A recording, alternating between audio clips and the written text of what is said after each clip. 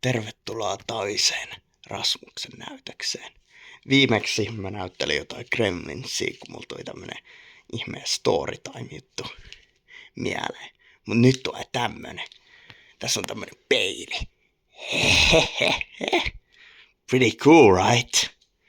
Nää on tämmöstä kiinalaista magia-rahaa. En mä tiedä mikä se on, mutta se on semmoista, että sä poltat niitä kuolleille tai jotain. Full of magic, baby! Let's go! Toi on minä. Mut mulla oli hampaat. Se oli aika kova silloin. Siellä on mainoksia. Oh, onko kolikko? Kruunu vai mikä toi on? Ihan sama. Joo, kruunu. Let's go. Bat clock!